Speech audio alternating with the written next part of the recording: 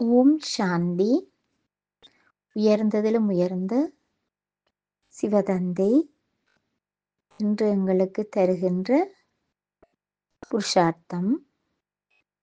இன்றைய புருஷார்த்தத்தில் அப்பா குழந்தைகளுக்கு சொல்லுகின்றார், குழந்தைகளே, நீங்கள் எந்த விதமான குழப்பத்தையும் கண்டால் கலக்கம் அடையாதீர்கள் என்று பாபா எப்பொழுதும் கூறுகின்றார்.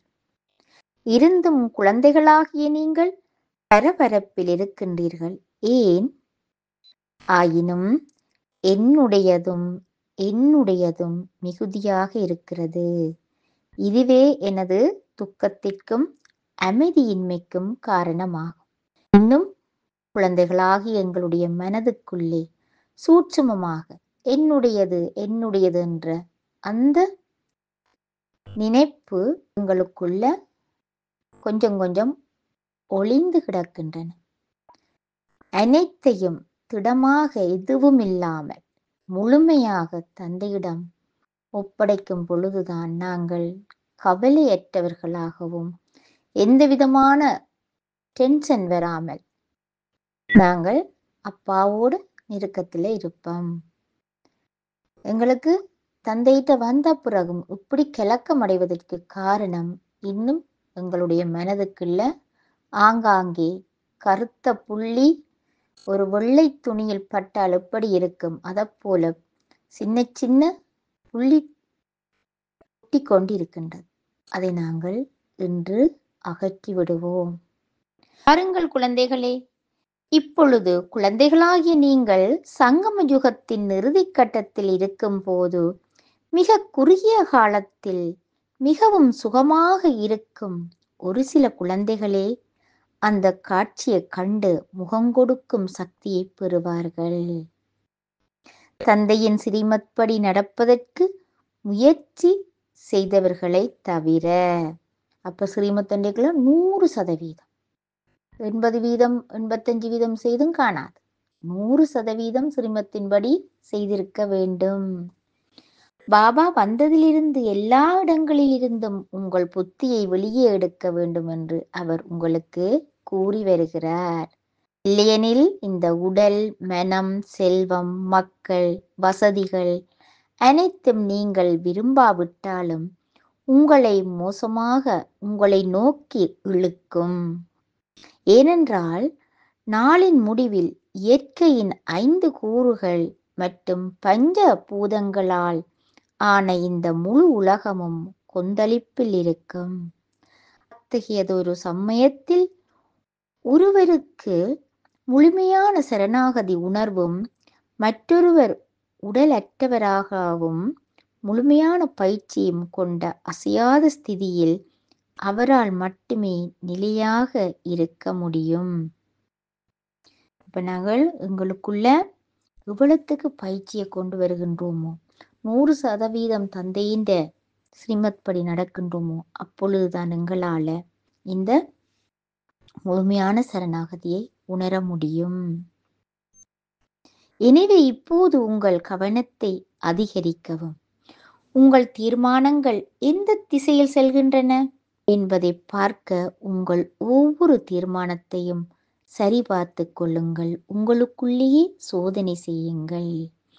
இறுதி காலங்களில் எந்த சாக்கு போக்குகளும் இருக்காது. எனவே இவை அனைத்திலிருந்தும், அதாவது சரீரம் மற்றும் சரீர சம்பந்தப்பட்ட அனைத்திலிருந்தும் 100% விடுபட்டு முழு பொறுப்பையும் தந்தையிடம் ஒப்படைத்து விடுங்கள். அதை பற்றி அலட்சியமாக இருக்க வேண்டாம், அல்லது நீங்கள் மிகவும் வருத்தப்படுவீர்கள். 100% சரணாகதி மற்றும் புத்தியுள்ள குழந்தைகளுடன் உலகம் அதீத துக்கத்தில் இருக்கும் போதும் இறுதியில் குழந்தைகளாகிய நீங்கள் இன்பத்தில் இருப்பீர்கள் என்ற 100% வாக்குறுதியும் தந்தையிடம் உள்ளது. எனவே தந்தை மீது 100% நம்பிக்கை வைத்து தந்தையிடம் சரணடையுங்கள். அதாவது தந்தை உங்களை எங்கு அமர வைத்தாலும், அவர் எதை உணவளித்தாலும், பாபா உங்கள் விருப்பம். தந்தையை நினைவு செய்வதிலும் தந்தையை நேசிப்பதிலும் உங்கள் மனதையும் புத்தியையும் பயன்படுத்துங்கள். உங்கள் முழு சக்கரத்தின் இந்த முக்கியமான நேரத்தின் முக்கியத்துவத்தை புரிந்து கொண்டு உங்கள் பிராப்தியின் ஒவ்வொரு நொடியையும் வெற்றியாக்குங்கள். ஏனென்றால் பிராப்தி துறவை விட பல கோடி மடங்கு பெரியது. செய்வதற்கு ஒன்றுமில்லை, சரணாகதி. ஒவ்வொரு பலவீனமான சமஸ்காரங்களையும் எண்ணங்களையும் அனைத்தையும் மீண்டும் மீண்டும் பாபாவுக்கு கொடுக்க முயற்சி செய்யுங்கள். மீண்டும் மீண்டும் பாபாவிடம் எல்லாவற்றையும் ஒப்படைத்து விடுங்கள். மீண்டும் மீண்டும் பாபாவிடம் எங்களை பரிசோதனை செய்து ஒவ்வொரு பலவீனங்களையும் கொடுக்கும்போது எங்களுடைய முயற்சியானது தொடர்ந்து அதிகமாகிக் கொண்டே செல்லும், முன்னேறிக்கொண்டே போவோம். இந்த முயற்சியின் மூலமே நேரம் வரும்போது தந்தை உங்களை பூரண வெளிச்சமாக ஆக்குவார். நிராகாரி பூரண வெளிச்சமாக ஆக்குவார். மேலும் அவர் உங்கள் கூலியையும் உயர்ந்ததாக ஆக்குவார். கவனம் செலுத்த வேண்டும். லேசாக இருங்கள். அலட்சியமாக இருக்காதீர்கள். மனம் தளராதீர்கள். எப்பொழுதுமே திடமான உறுதியோடு இருப்பதற்கு தந்தையை உங்கள் பக்கத்தில் வைத்திருங்கள். எந்தொரு சூழ்நிலையிலும் மனம் தளர்ந்து விட வேண்டாம். இழப்பதற்கும் ஒன்றுமில்லை. இந்த நேரம் மிக மிக விலை மதிப்பற்றது. மனதையும் புத்தியையும் அமைதியாக வைத்துக்கொண்டு உங்கள் எதிர்கால திட்டங்கள் அனைத்தையும் பாபாவிடம் ஒப்படைத்து விடுங்கள். வெற்றி நிச்சயம். தந்தையோடு சேர்ந்து பயணிப்போம். ஓம் சாந்தி.